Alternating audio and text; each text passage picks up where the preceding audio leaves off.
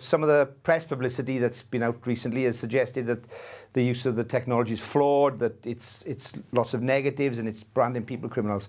Can I say that's absolutely not true? We're very, very focused on making sure it's used proportionally and transparently. When we first deployed and we were learning how to use it and learning to use the equipment and the technology with the suppliers, some of the digital images we used weren't of sufficient quality. And that's something we've really mugged up on, shall we say, since we did that.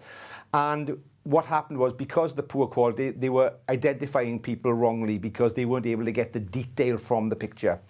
In those cases, there's a number of safeguards. Firstly, the operator in the van is able to see that the person identified in the picture are clearly not the same person, and it's literally disregarded at that point.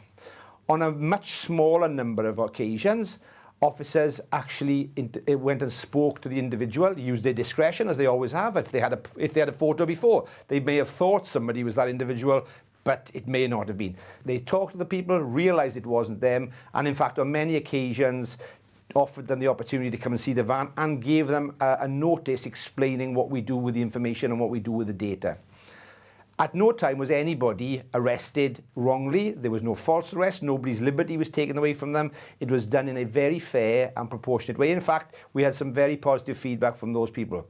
In fact, the only arrest at the Champions League was a legitimate arrest of somebody who was wanted. It was the first arrest, certainly in the UK, using this technology, and I think a very positive step on our route of learning. We use only legally held photographs, which we have, where people are wanted or people have an indication that we need to speak to them or there's an issue in relation to them. So it's a risk-based list which we construct on each occasion. It's not just a scattergun approach. We put all our legally held photos in and hope somebody turns up. The other thing to say is we do not retain the information. So we're not looking to know where people are on any given day. We're only interested in them if they're wanted for an offence or they've committed an offence or maybe a suspect for an offence. And if there is no evidence on that data, it is automatically destroyed after 31 days. And it really is only doing technologically what police officers always done.